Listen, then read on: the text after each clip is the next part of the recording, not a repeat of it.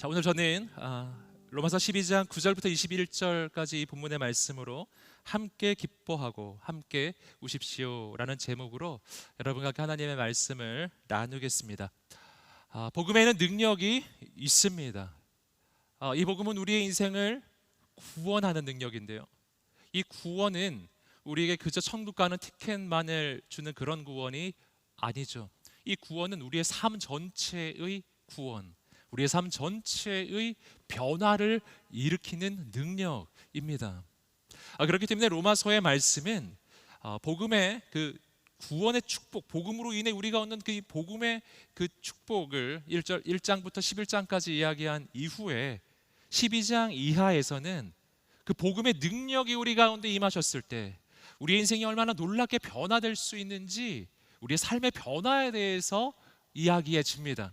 그런데 우리가 이 로마서 12장 이하 그 삶의 변화에 대한 부분, 바로 이렇게 살아야 한다라고 하는 이 메시지를 볼 때 우리가 오해하지 말아야 하는 것은 뭐냐면은, 이것은 우리에게 어떤 새로운 규정들이 주어지는 것이 아니라는 걸. 그래서 이것이 힘들고 어려운 부담으로 우리 가운데 오는 것이 아니라는 것입니다. 오히려 그 반대입니다. 이것은 우리에게 새로운 가능성을 주는 거예요. 복음의 능력이 너무나 크기 때문에, 복음의 능력이 너무나 위대하기 때문에 이 복음이 우리 인생 가운데 진정으로 임하면, 내가 정말 예수님을 만난다면, 정말 예수님이 내 인생의 주인이 되시고 성령님이 내 안에 임하시기 시작한다면 우리의 삶은 바로 이렇게 바뀔 수 있다고 이야기하는 거예요. 그렇기 때문에 이 말씀을 볼 때요, 우리 가운데 소망이 생기게 되기를 주님의 이름으로 축복합니다. 복음 안에서 내 인생이 이렇게 바뀔 수 있겠구나, 복음 안에서 내 삶은 이렇게 놀랍게 변화되겠구나, 그 꿈과 비전이에요. 내 삶의 변화의 비전이라고요. 오늘 말씀도 바로 그러한 이야기입니다. 오늘 말씀에서는 특별히 우리 삶의 변화 가운데 우리의 관계의 영역에서의 변화를 보여주고 있습니다. 오늘 말씀 특별히 우리의 이 관계들 가운데 그게 세 가지 관계를 이야기해 주고 있어요. 첫 번째 부분은 이 공동체 안에서의 관계, 그리고 두 번째 부분은 세상 속에서 우리가 만나는 영혼들과의 관계예요. 그리고 세 번째는 우리의 인생의 가장 어려운 숙제죠. 바로 원수와의 관계. 내 인생을 너무나 어렵게 만든 이 원수와의 관계, 어떻게 해야 되는가? 이 복음 안에서요, 이 세 가지 영역에서의 관계가 놀랍게 변화돼요. 여러분, 오늘 말씀이 선포될 때 우리의 삶의 새로운 역사가 시작되기를 주님의 이름으로 축복합니다. 먼저 첫 번째입니다. 첫 번째는 공동체 안에서의 관계. 한마디로 이야기하면 서로 사랑하십시오. 서로 사랑하십시오. 함께 이 자막을 통해서 읽어보겠습니다. 시작. 서로 사랑하십시오. 우리 로마서 12장 9절 말씀 읽어보겠습니다. 로마서 12장 9절입니다. 시작. 사랑에는 거짓이 없어야 합니다. 악한 것을 미워하고 선한 것을 붙드십시오. 아멘. 자, 이 말씀은 지난주에 보셨던 그 말씀에서 이어지는 말씀이에요. 지난주 말씀의 그 후반부에서 본문의 말씀은 공동체에 대한 이야기를 하였습니다. 이 공동체, 바로 예수 믿는 사람들이 함께 모여 이루는, 바로 주님이 머리가 되시는 주님의 몸된 교회 공동체의 영광스러움에 대해 우리는 지난주에 함께 보았습니다. 교회의 신비함은요, 가장 연약한 자들이 모여 있는데 가장 위대한 역사가 일어난다는 거예요. 왜 그럴까요? 왜냐하면 우리는 연약하지만 우리 공동체의 머리가 되시는 그분은 예수 그리스도이시기 때문입니다. 그분이 이루실 것입니다. 그분이 역사하실 것입니다. 그래서 이 교회는요, 가장 부족해 보이는데 가장 놀라운 역사가 일어나요. 이 교회의 놀라움은요, 그 안에 있는 사람들이 모두 다 다르고 모두 다 다른 은사를 가지고 있는데, 그 다름 때문에 갈등이 일어나는 것이 아니라 다르기 때문에 오히려 하나가 되는 공동체, 다르기 때문에 오히려 놀라운 팀워크를 이루고 놀라운 하모니를 이루고 풍성하고 놀라운 하나님의 역사가 일어나는 바로 그러한 공동체. 여러분, 이것이 바로 교회라고 하는 거예요. 그리고 오늘 말씀은요, 바로 그 교회 공동체 안에서 우리는 서로를 어떻게 대해야 하느냐 하는 겁니다. 한마디로 이야기합니다. 사랑하라, 사랑하라 라고 하는 거예요. 여러분, 그런데 어떻게 사랑하느냐? 오늘 말씀은 공동체 안에서 우리가 서로를 사랑할 때 어떻게 사랑해야 하는지를 말해주고 있어요.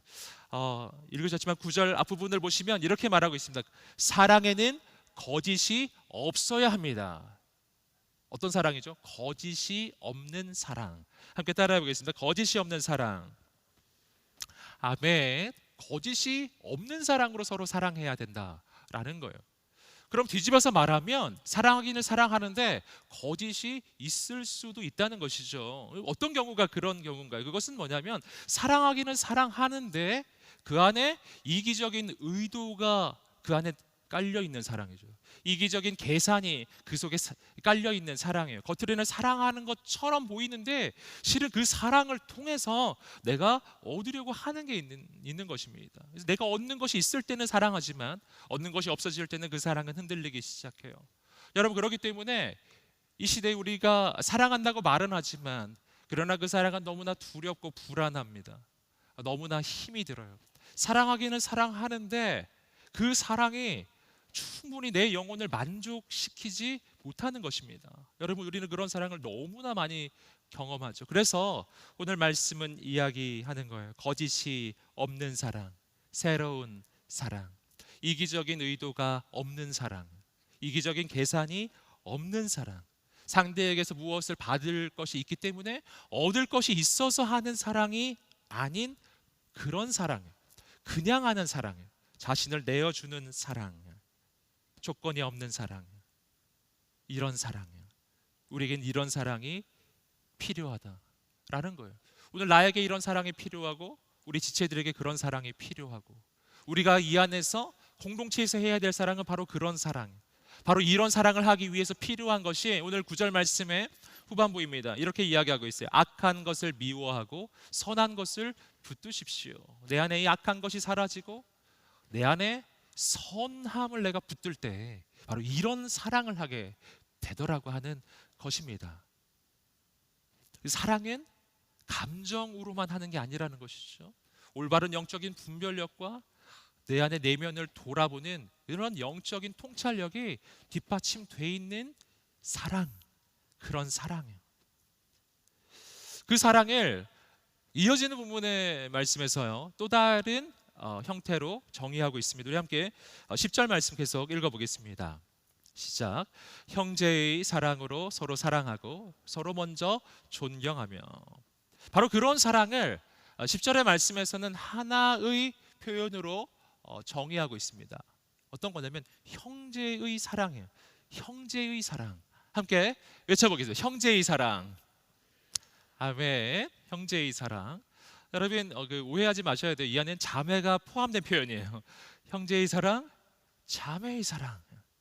이것은 주님 안에서 우리가 공동체 가운데 우리가 서로에게 어떠한 관계가 되었는가 하는 걸 말해주는 것입니다. 우리가 예수 믿고 구원받고 하나님의 자녀가 된다라고 이야기하죠. 여러분, 예수 믿고 우리는 다시 태어납니다. 거듭나요. 어떻게? 하나님으로부터 우리는 다시 태어납니다. 그때 우리 모두는 다 다른 배경, 다른 출신, 다른 성향, 다른 은사, 정말 모두 다 다르지만 그러나 예수 그리스도를 믿는 그 순간에, 내가 하나님의 자녀로 다시 태어나는 그 순간에 우리 모두는 한 하나님 아버지의 자녀가 됩니다. 우리 모두 다르지만 예수 믿는 그 순간에 우리 아버지가 같아지는데 하늘에 계신 하나님께서 우리의 아버지가 되시는 줄 믿습니다. 놀라운 일이에요. 그래서 그 순간에 우리는 모두 다 형제요 자매가 되는 거예요. 그래서 우리가 교회 공동체에서 우리 서로 바라보실 때 형제님, 자매님 이렇게 부르잖아요. 여러분, 이 표현이 얼마나 놀라운 표현인지 몰라요.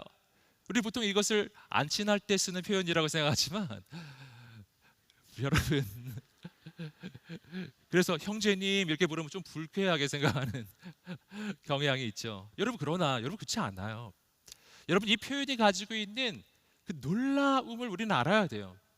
우리가 서로를 형제님, 자매님이라고 부를 때 이건 어색한 관계의 표현이 아니라 이건 예수 안에서 우리의 관계가 얼마나 놀랍게 바뀌는지를 말해주는 거예요.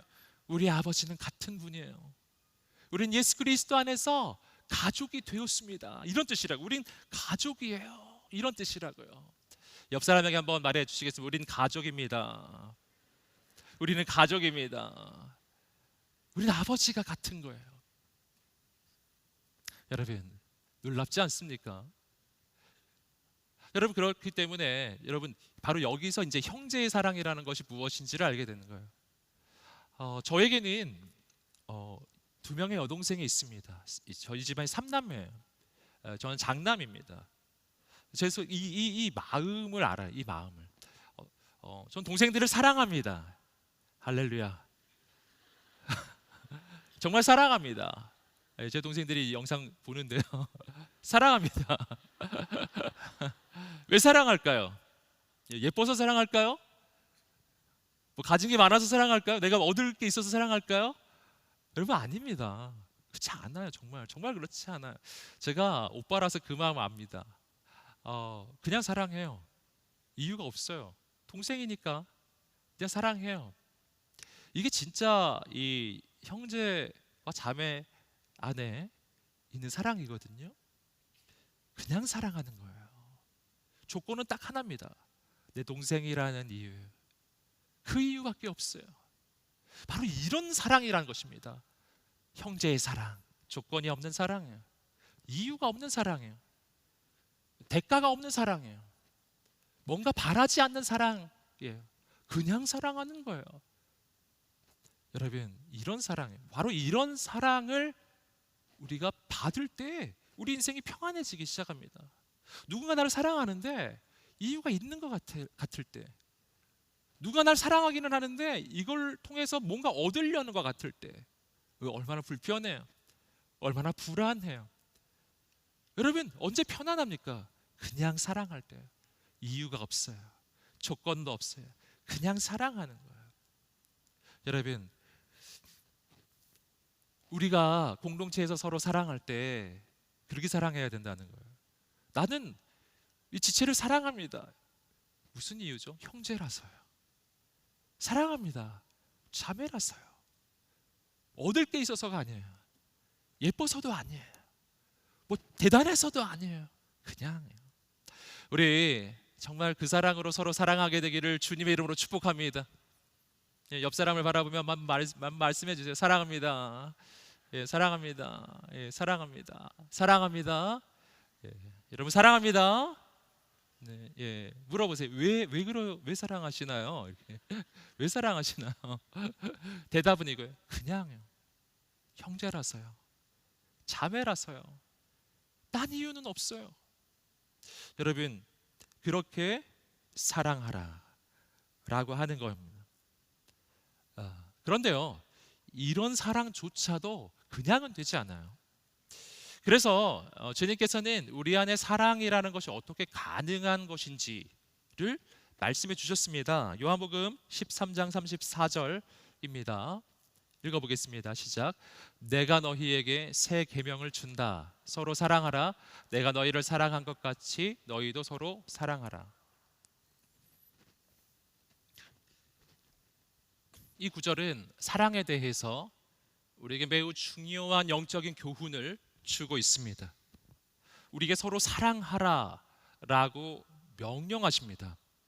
하지만 그 서로 사랑하라 라고 명령하시기 전에 그 앞에 전제처럼 붙어 있는 내용이 있죠. 내가 너희를 사랑한 것 같이 너희도 서로 사랑하라. 함께 따라해 보겠습니다. 내가 너희를 사랑한 것 같이 너희도 서로 사랑하라. 아멘. 이것이 바로 사랑의 이유가 되겠고요. 이것이 바로 사랑의 원천이 되겠습니다. 그러니까 주님께서 우리를 사랑하시는 그 사랑이 없으면 우리는 서로 사랑할 수가 없다라는 것입니다. 왜냐하면 사랑이란 성경적으로 내 속에서 나오는 게 아니기 때문이에요. 하나님으로부터 나오지 않는 사랑은 존재하지 않습니다. 하나님으로부터 나오지 않는 사랑은 언제나 왜곡된 사랑이에요. 그 사랑은 사람을 살리지 못해요. 하나님으로부터 나오지 않는 사랑은 실은 육신의 정욕에 불과하고, 실은 집착에 불과하고, 실은 의존에 불과하다라는 겁니다. 하나님으로부터 나오는 사랑만이 정말 사랑이에요. 그래서 주님이 말씀하시는 거예요. 내가 너희를 사랑한 것 같이. 여러분, 우리 안에 주님의 사랑이 있어야 그 사랑으로 서로 사랑하는 것입니다. 여러분, 어떤 사랑도 예외는 없어요. 하나님이 부어 주셔야 사랑하게 되는 것입니다. 남녀 간의 사랑도 마찬가지입니다. 여기 혹시 연애하시는 분이 계시면 정말 이것을 기억하셔야 돼요.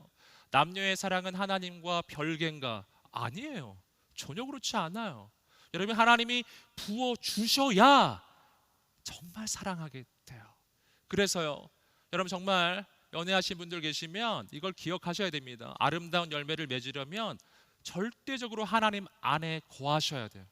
주님을 깊이 만나셔야 합니다. 이 길만이 살 길이에요. 여러분, 뿐만이 아니죠. 우리가 공동체에서 서로 사랑하는 그런 사랑들, 우리가 서로를 대하는 그런 방법들, 그 안에 있는 사랑도 전부 다 하나님이 출처예요. 하나님이 그 사랑을 부어 주셔야 사랑하는 것입니다. 그래서 우리가 어떻게 서로 사랑하게 되겠는가? 여러분, 사람을 묵상하면 사랑하기 어렵습니다. 사람을 바라보면 사랑하지 못할 이유가 계속 발견돼요. 여러분, 어떻게 해야 될까요? 어떻게 사랑할 수 있을까요? 주님께서 나를 사랑하신 것 같이 나도 누군가를 사랑하는 거예요. 그래서 내가 먼저는 예수님을 바라보아야 해요. 주님의 사랑을 바라보아야 합니다. 여러분, 내가 누군가와 사랑에 빠지려면요, 먼저 예수님과 사랑에 빠져야 돼요. 주님과 먼저 사랑에 빠져야 돼요. 그래서 그 사랑이 내 속에 막 넘쳐나기 시작해야 합니다. 여러분, 그때 난 누군가를 진짜 사랑하게, 정말 사랑하게 돼요. 사랑하는 여러분, 저는 우리 여우사 공동체 모든 지체들이 청년의 때 먼저 주님과 사랑에 빠지게 되기를 축복합니다. 주님을 깊이 사랑하세요.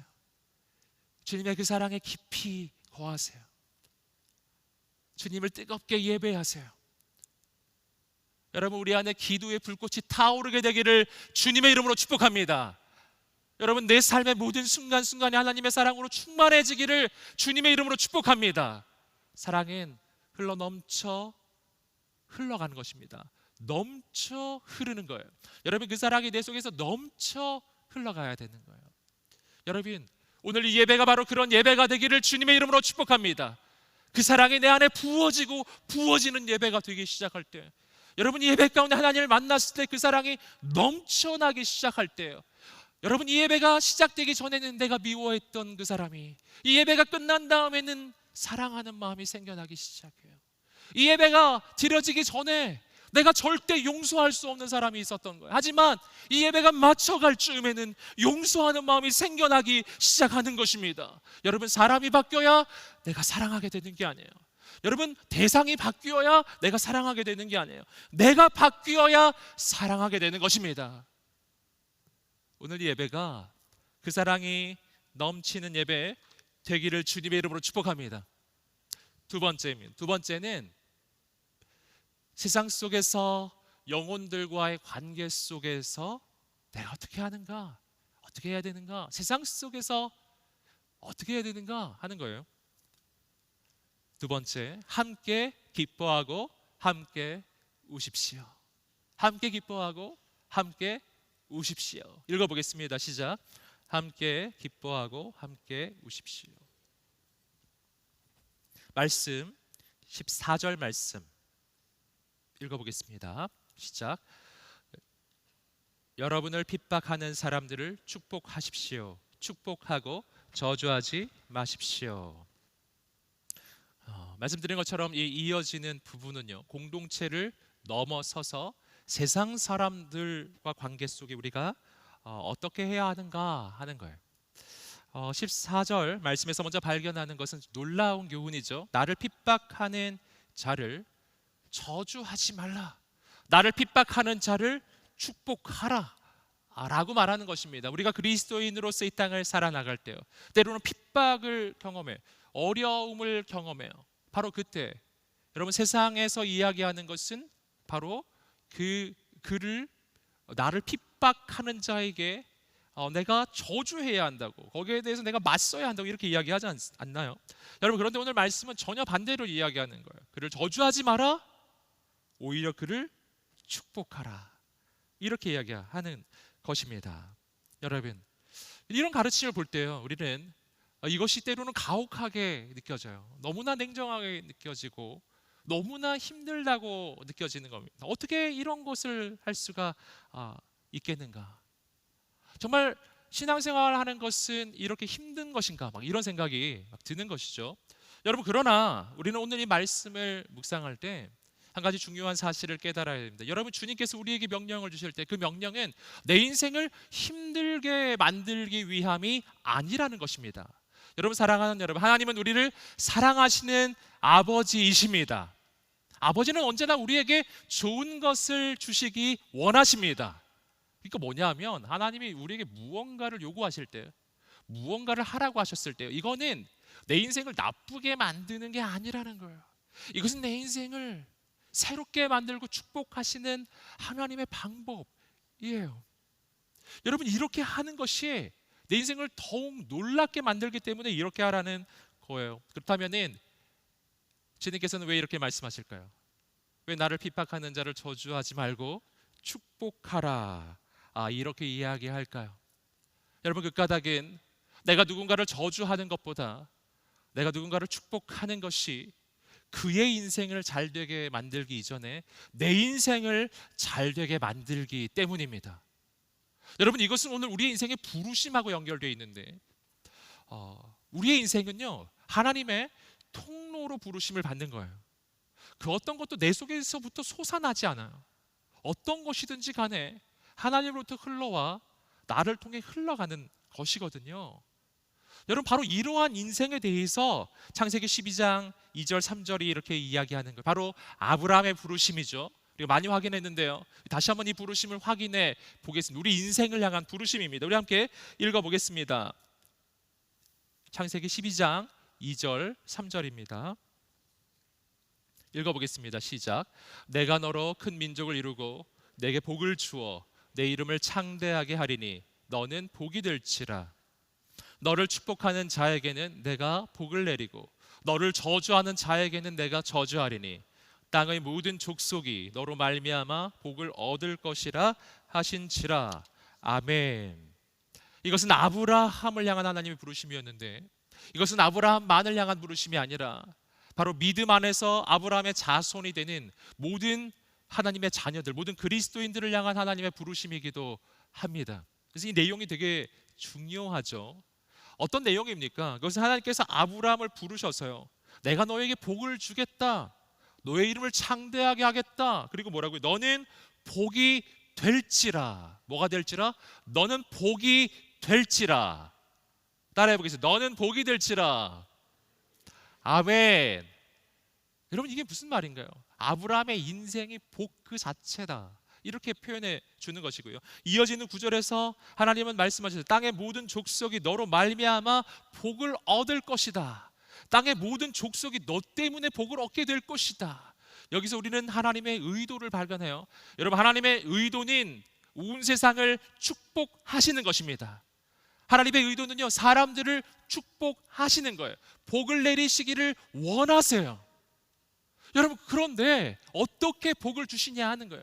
이 땅에 있는 모든 족속들에게 복을 주시기 원하시고, 하나님께서는 우리 가정에 복을 주시기 원하시고, 하나님께서는 내가 있는 그 직장에 있는 그 모든 동료들에게도 복을 주시기를 원하시고, 하나님께서는 이 민족에게 복을 주시기를 원하세요.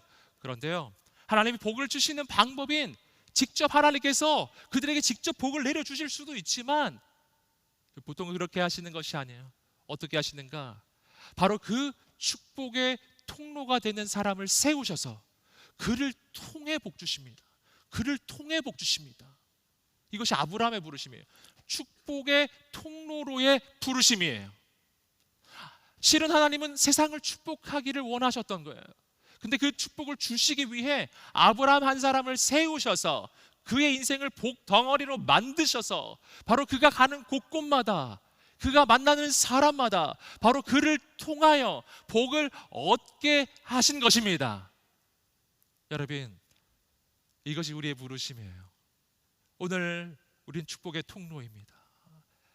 그래서 어떤 존재인가? 하나님이 우리 가정을 축복하시려고 나를 우리 가정에 보내신 거예요. 하나님이 우리 직장을 축복하시려고 나를 그 직장에 보내신 거예요. 하나님께서 이 땅을 축복하시려고 이 땅에 여러분을 보내신 것입니다. 여러분은 그 축복의 통로예요. 여기 있는 모든 사람은 그 하나님의 복의 통로예요. 여러분, 이것이 우리의 부르심입니다. 가슴에 손을 얹고 자신을 축복하겠습니다. 나는 축복의 통로입니다. 축복의 통로입니다. 아멘. 여러분, 이것이 얼마나 놀라운 부르심이냐 하면요, 축복은 언제나 통로에 먼저 임하기 때문이에요.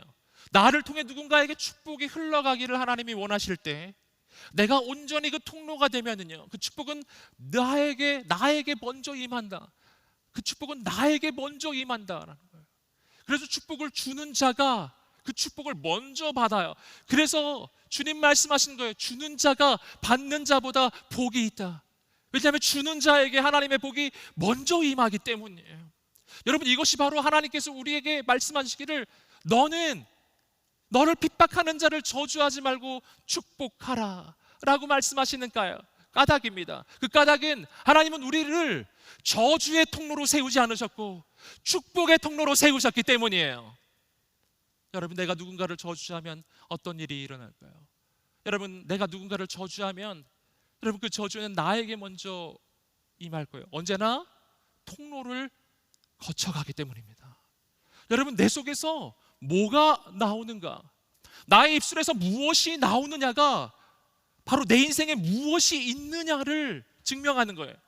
나를 통해 축복이 나오잖아요. 이것이 무엇을 의미합니까? 내 인생에 축복이 있음을 의미하는 거예요.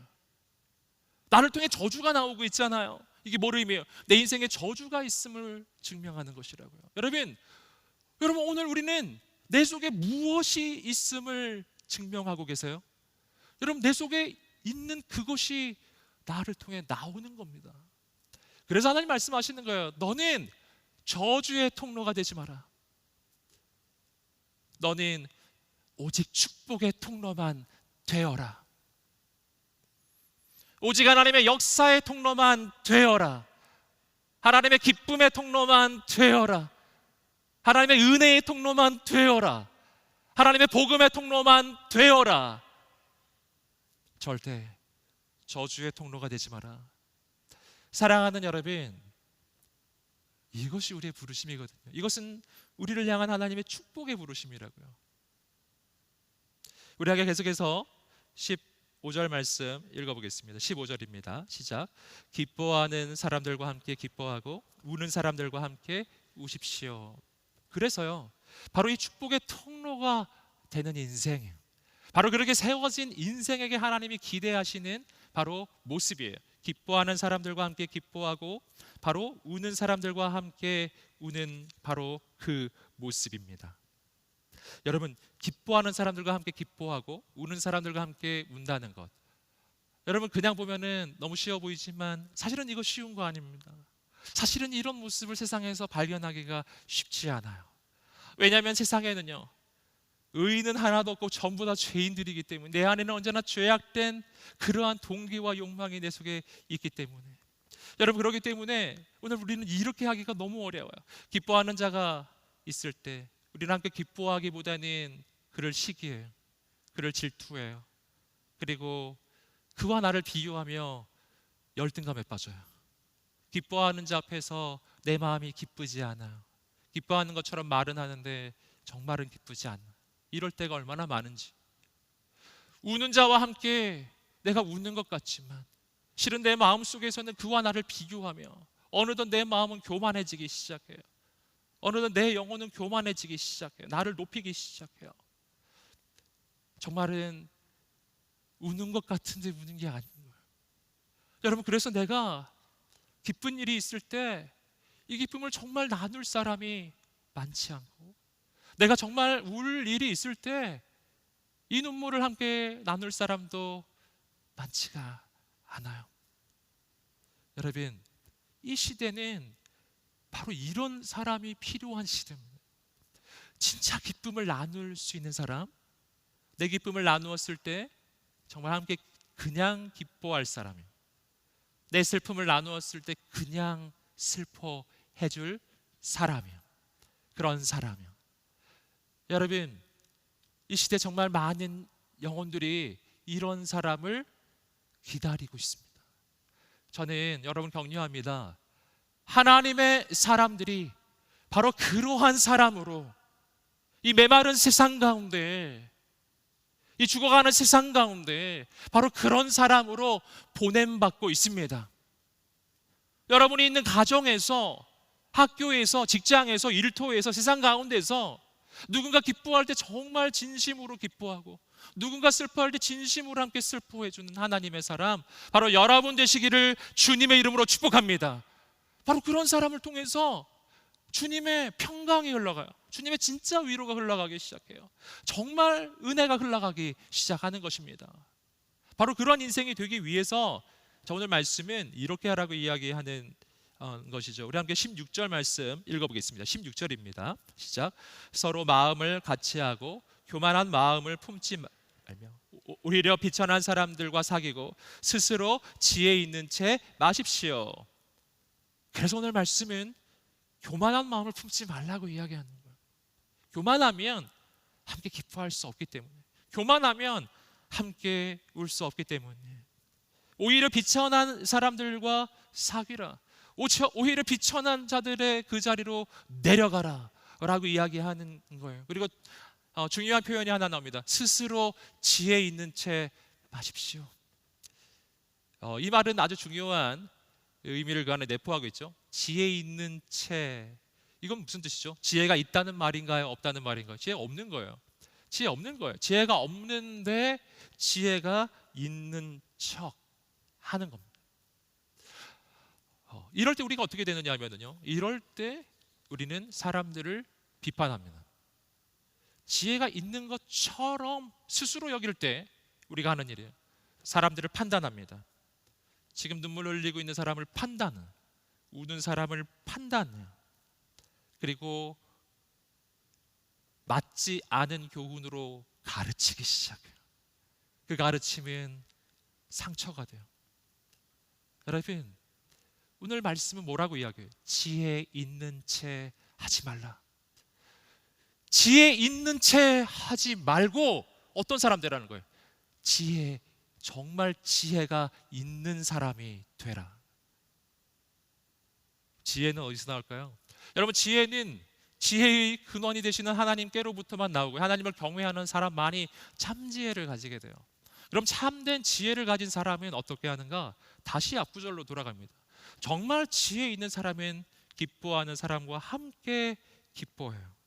정말 지혜로운 사람은 눈물 흘리는 자와 함께 그냥 눈물 흘리는 거예요. 판단하지 않아요. 여러분, 바로 이러한 하나님의 사람 되시기를 주님의 이름으로 축복합니다. 바로 이렇게 우리에게 해주신 분이 있어요. 예수님이세요. 예수님이 바로 그렇게 해주셨어요. 우리는 죄에 빠져서 죽을 수밖에 없는 자들, 예수 그리스도를 핍박했던 핍박자였는데, 그러나 주님께서는 우리를 저주하지 아니하시고 우리를 축복해 주시고 우리 가운데 오셔서 함께 눈물 흘려주신 분이 바로 예수님이세요. 진짜 지혜예요. 나를 위해 이 땅에 오셔서 나를 위해 죽어주신 거예요. 이것이 진짜 지혜예요.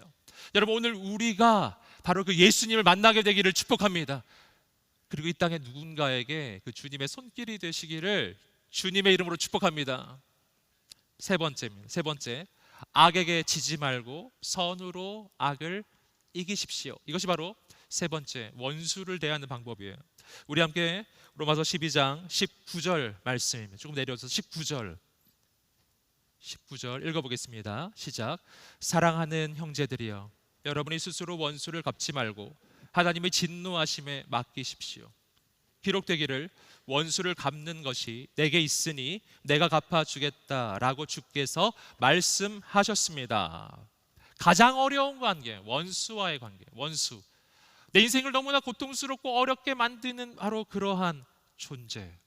원수가 가지고 있는 중요한 특징이 하나 있는데 그것은 보통 나보다 강하다라는 거예요.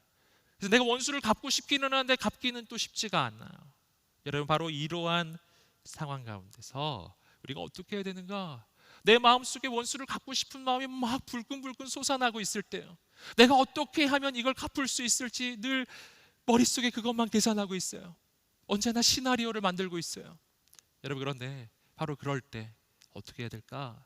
오늘 말씀은 이렇게 이야기하는 겁니다. 사랑하는 형제들이여, 여러분이 스스로 원수를 갚지 마십시오.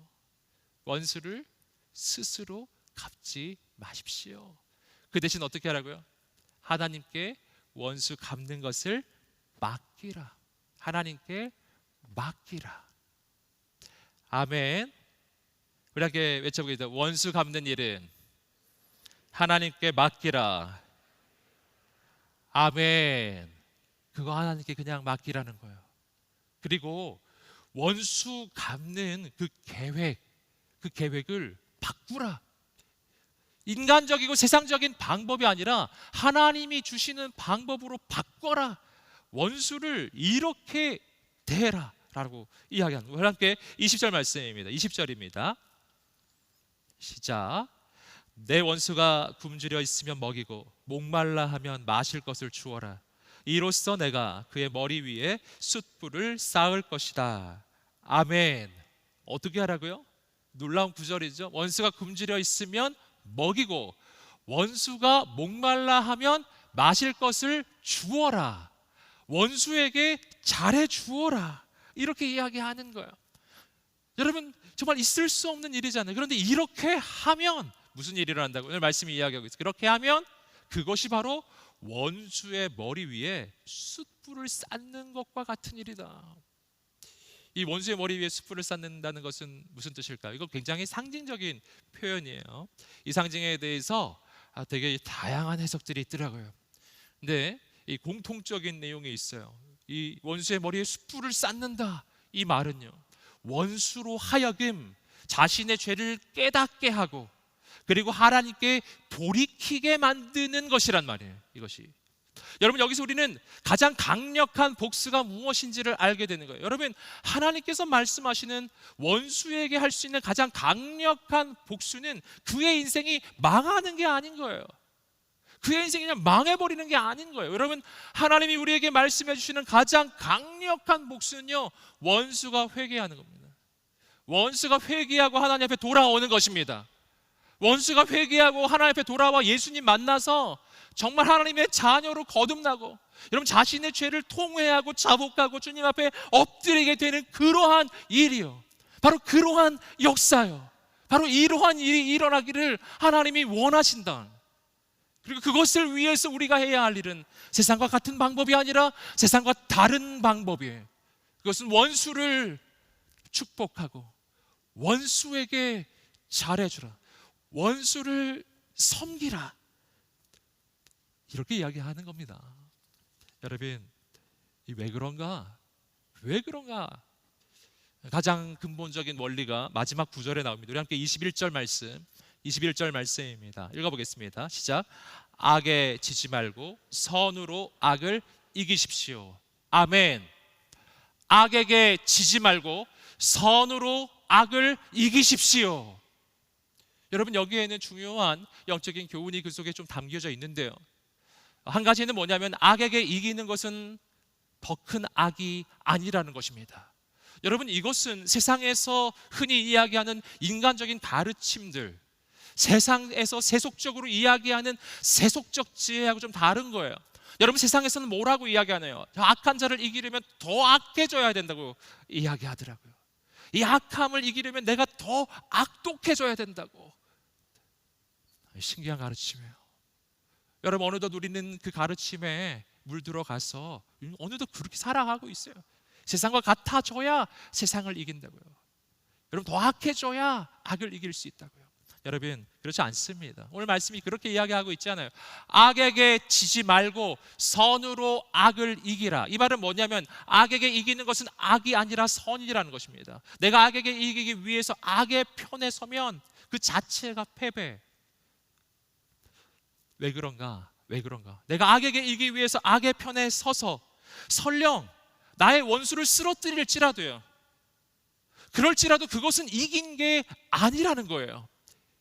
왜 그렇습니까? 왜냐하면 이것은 영적 전쟁의 관점에서 보아야 합니다. 영적 전쟁과 사람과의 싸움, 이 두 가지 차원이 우리 인생에는 동시에 진행이 돼요. 나의 원수와의 싸움과 나의 마귀와의 싸움이 동시에 진행이 되는데, 바로 그때 악한 마귀는 내 마음에 끊임없이 속삭여요. 이 악한 것을 이기기 위해서는 네가 더 악해져야 돼, 이렇게요. 네가 더 악해져야 돼. 이것이 내 마음속에 속삭이는 마귀의 속삭임이에요. 그 속삭임에 넘어가서 내가 악을 선택하는 순간 악의 편에 서게 된, 내가 악을 선택하는 순간 나는 마귀의 편에 서게 되는 겁니다. 그 순간 나는 사람에게 이길지는 모르지만 마귀에게 진 거예요. 사람에게 이기고 마귀에게 지는 겁니다. 여러분, 이거는 우리 인생의 승리가 아니에요. 이건 가장 결정적 패배입니다. 여러분, 이게 바로 마귀의 속임수예요. 바로 이 속임수에 빠졌던 사람이 여러분 성경적으로도 얼마나 많은지 모릅니다. 여러분, 가인과 아벨의 그 다툼 가운데서요, 여러분 가인은 이 마귀의 이 속임 가운데 빠져버린 것입니다. 여러분, 가인의 예배를 하나님이 받으시지 않았던 까닭은 아벨이 있어서가 아닙니다. 가인이 온전한 예배자가 아니었기 때문에 하나님이 그 예배를 받으시지 않은 거예요. 아벨이 있든 없든 관계가 없는 것이었는데 마귀는 그의 마음속에 속삭이는 거예요. 저 아벨이 없어지면, 저 아벨을 없애버리면 바로 너의 예배를 하나님이 받으실 거야, 이렇게요. 바로 비교의식과 그 열등감과 그 분노 가운데 사람만 보게 하는 거예요. 자신이 아니라 다른 사람만 보면서 그 사람만 쓰러뜨리면 내 인생이 좋아지리라. 여러분, 그래서요, 정말 가인은 아벨을 죽였습니다. 사람에게 이긴 것처럼 보였으나 이것은 마귀에게 진 것이었어요. 사람에게 이긴 것 같았어요. 하지만 결정적으로 죄악에 사로잡힌 것이었어요. 그는 하나님의 심판 가운데 들어갈 수밖에 없고요, 그 가인의 후예들은 대대로 하나님의 구원의 역사의 대적자들로 서게 되는 그 안타까운 일이 일어납니다. 여러분, 다윗과 사울 왕 사이의 관계도 그러해요. 여러분, 사울 왕에게 마귀는 속삭여요. 저 다윗만 없어지면, 저 다윗을 원수같이 여기면서 저 원수만 없어지면 내 인생이 평안해지리라, 평안해지리라. 여러분, 그러면서 사울 왕은 끊임없이 다윗을 죽이려고, 그 다윗에게 원수 갚으려고 그렇게 평생 동안 애를 썼어요. 하지만 여러분, 그 결과가 어땠는가? 사울 왕이 이기는 것처럼 보였죠. 사울은 왕이니까 사람에게 이기는 것처럼 보였지만 그가 그렇게 하면 할수록 그는 하나님으로부터 멀어져요. 하나님으로부터 멀어지고 마귀의 편에 서게 되고, 그는 사명에서 멀어지고 하나님의 부르심에서 멀어져요. 사람에게 이기는 것 같았는데 이것이야말로 마귀가 내 인생에 정말 원하는 것이었어요. 결국 사울 왕은 하나님의 부르심도 저버리고 하나님의 사명도 저버리고 하나님이 주신 그 사명을 감당하지 못한 채 인생이 정말 비참하게 마무리가 되지 않았습니까? 여러분, 사람에게 이기는 것이 진짜 승리가 아닙니다. 그래서 악의 편에 서지 말라는 거예요. 여러분, 사람에게 이기려 들지 마시고 마귀에게 이기게 되기를 주님의 이름으로 축복합니다.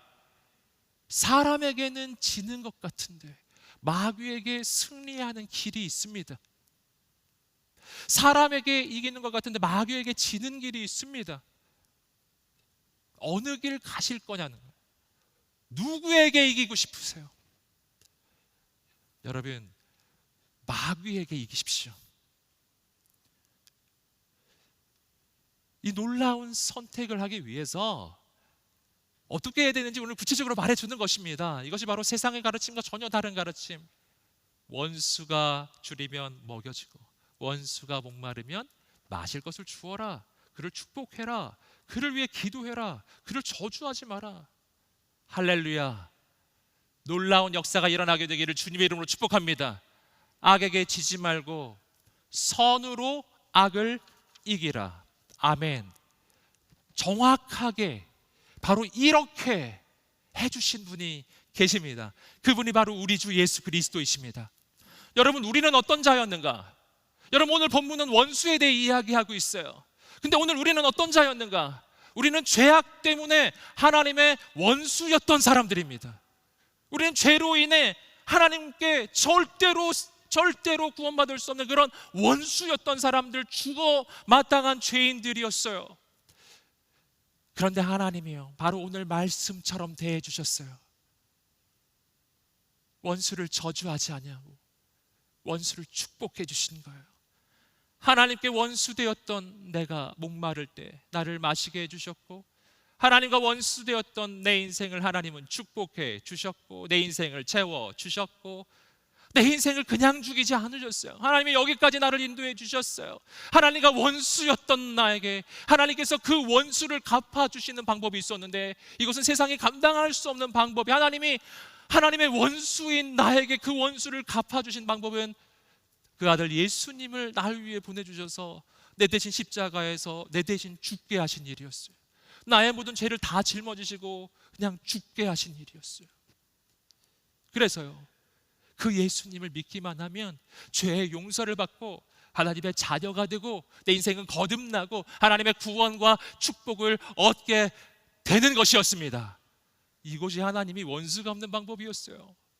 여러분, 하나님이 날 이렇게 대해 주셨기 때문에 오늘 나는 그분 앞에 무릎을 꿇고, 하나님이 날 이렇게 대해 주셨기 때문에 오늘 내 인생은 새로워질 수가 있었습니다. 예수님이 그렇게 해주셨어요. 예수님이 십자가를 선택하셨을 때 인간이 보기에 그것은 패배의 자리처럼 보였습니다. 사람에게 지는 것 같았어요. 예수님이 그 십자가의 길을 걸어가실 때 수많은 사람들이 예수님을 조롱하였습니다.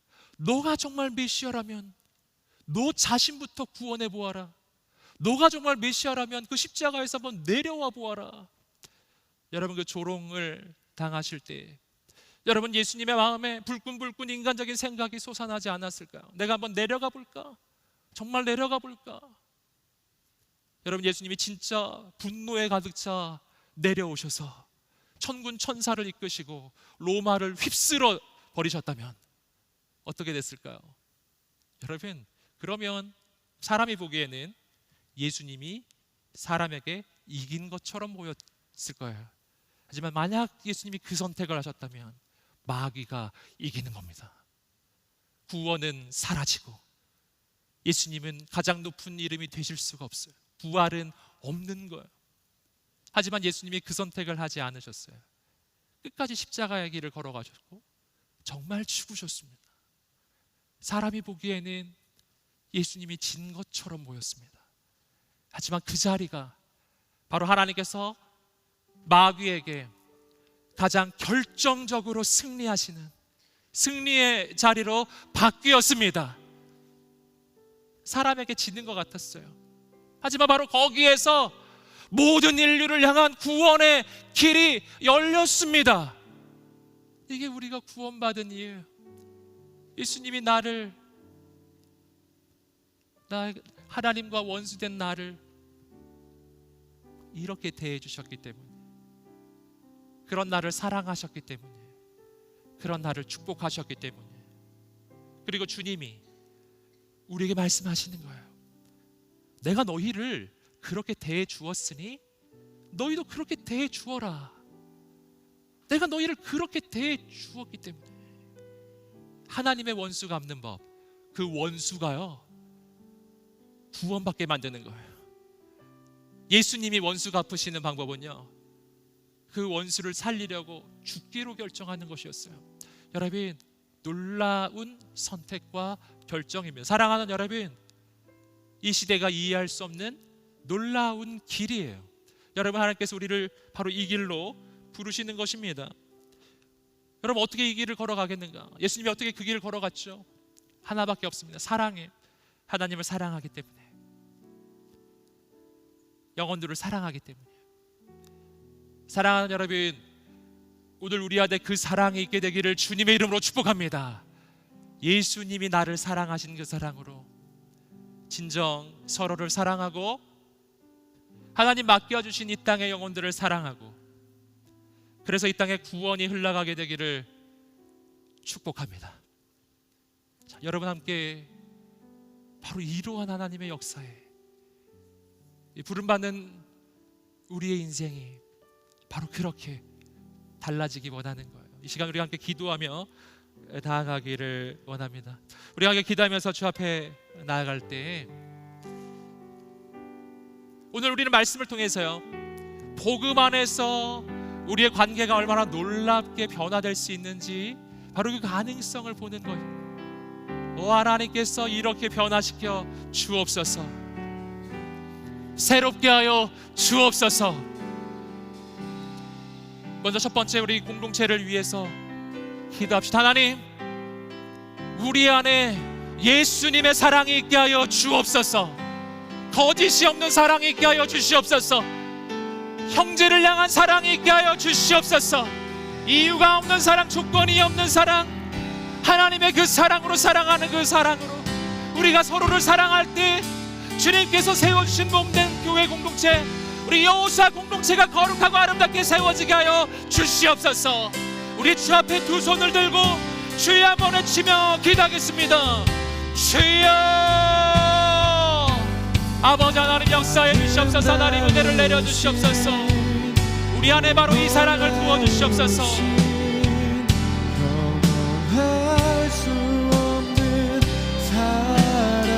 아버지,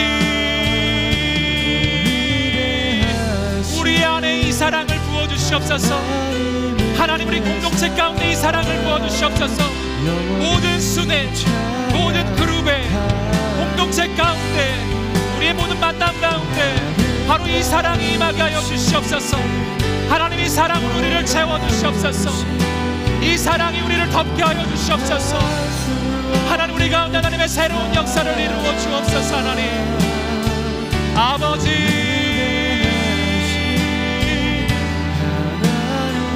아버지,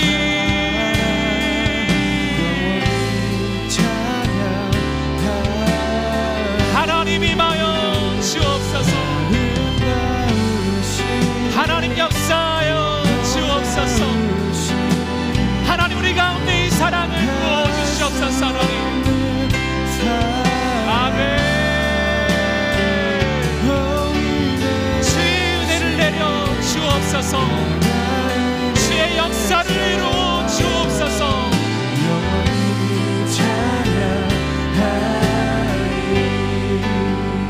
이 시간 우리가 다시 한번 기도하면서 주 앞에 나갈 때, 오늘 우리는 하나님의 놀라우신 부르심 앞에 서 있습니다. 그것은 바로 세상이 감당할 수 없는 그 사랑, 의로의 부르심이에요. 너를 핍박하는 자를 저주하지 말라, 그를 축복하라. 함께 기뻐하고 함께 우는 자가 되라. 이 땅에서 너가 축복의 통로가 되라. 오 하나님 아버지, 내가 그런 인생이 되게 하여 주시옵소서. 오 하나님 아버지, 원수를 사랑하라, 원수를 축복하라. 가장 강한 목숨, 하나님이 갚으시는 그 목숨은요, 원수가 회개하게 되는 거예요. 주께 돌아오게 되는 거예요. 여러분, 이 시간에 한번 기도하면서 주 앞에 나갈 때, 여러분 가운데 풀리지 않는 관계의 문제, 내 안에 아직 응어리져 있는 그 관계의 문제, 아직도 풀리지 않는 이 원수와의 관계의 문제 있습니다. 오 하나님, 이 관계를 하나님 앞에 올려드립니다. 주여 역사하여 주시옵소서. 내가 아직 죄인 되었을 때 나를 사랑해 주신 하나님의 사랑이 내 안에 있게 하여 주시옵소서. 내 힘으로는 할 수 없사오니 하나님의 은혜와 사랑으로 나를 붙잡아 주셔서, 하나님 오늘 나를 통하여 주님의 사랑이 나타나게 하여 주시옵소서. 하나님, 죽어가는 이 땅 가운데 하나님의 사랑의 통로, 하나님의 역사의 통로가 되어 이 메마른 이 땅 가운데 영혼을 살리는 우리가 되게 하여 주시옵소서. 우리 하나님 앞에 이런 간절한 고백을 가지고 있으신 분들, 자리에서 함께 일어나 보시겠습니다. 풀리지 않는 관계를 놓고 하나님 앞에 기도하는 모든 분들, 우리 하나님 앞에 일어나 보시겠습니다. 하나님, 주여 새롭게 하여 주시옵소서. 주여 오늘 나를 통하여 사랑이 흘러가게 하여 주시옵소서. 영혼이 변화되게 하여 주시옵소서. 하나님 아버지 풀리지 않는 관계 가운데 하나님의 은혜와 평강이 임하며 예수님의 사랑이 임하게 하여 주셔서 바로 오늘 나를 통하여 이 땅에 회복이 일어나게 하여 주시옵소서. 우리 하나님 앞에 두 손을 들고 주의 한번 외치고 기도하겠습니다. 주여 아버지 하나님 역사하여 주옵소서. 역사하여 주옵소서. 하나님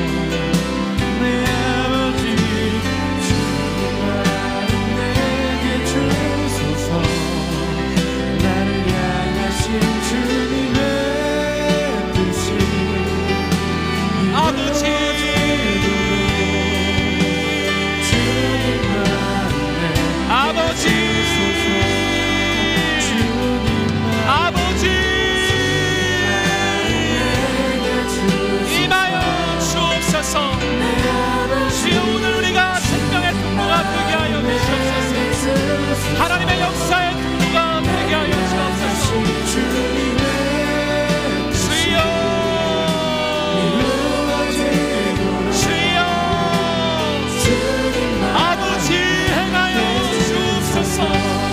아버지 역사하여 주옵소서. 하나님 주께 기다려 나고 주여 오늘 우리를 통하여 주의 사랑이 흘러가게 하시고 주의 구원이 흘러가게 하시고 주의 우리를 통하여 하나님의 아의 주님 앞에 기도합니다. 주의 이름을 만회하소서. 주님 하신 마음 주소서. 아버지 주의 성령의 아버지 주의 일 하게 하소서. 아버지 마소서. 아버지 마소서. 하나님의 사랑을 부어주시옵소서. 주의 사랑을 부어주시옵소서. 주의 사랑을 부어 되게 하여 주시옵소서. 하나님의 은혜의 통로가 되게 하여 주시옵소서. 하나님의 역사의 통로가 되게 하여 주시옵소서. 아멘.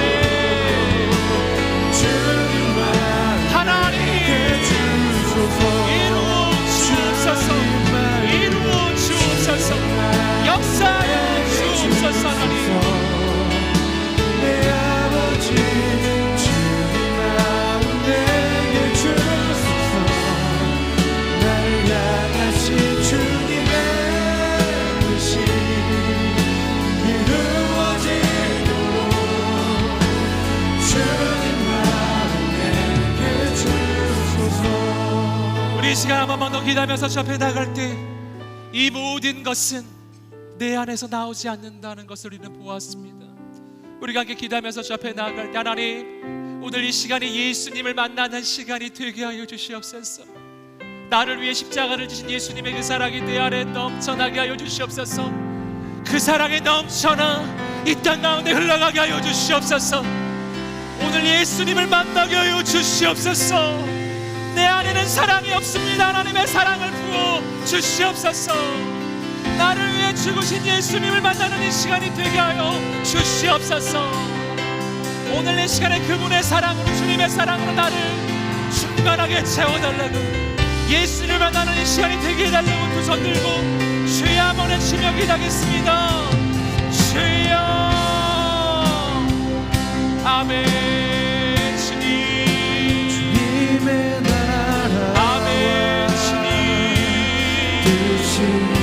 예수님, 예수님, 예수님, 임하소서, 임하소서, 임하소서, 임하소서. 예수님,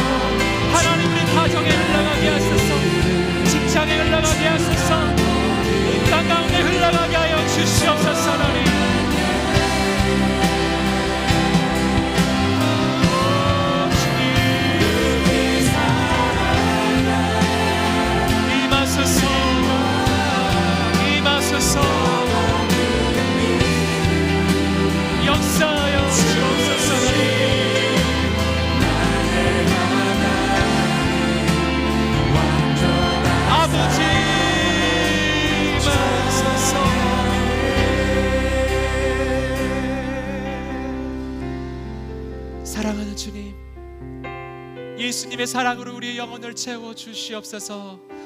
그 사랑이 내 안에 넘쳐나게 하여 주시옵소서. 하나님과 원수되었던 나를 사랑해 주셔서 나를 위해 아낌없이 그 아들을 보내주신 아버지의 사랑, 자신을 내어주신 예수님의 그 사랑으로 내 영혼이 적셔지게 하여 주십시오. 채워지게 하여 주십시오. 넘쳐나게 하여 주옵소서. 내 안에 사랑이 없습니다. 그 사랑이 넘쳐나 이 땅 가운데 흘러가게 하소서. 우리 가정에 흘러가게 하소서. 우리 직장에 흘러가게 하소서.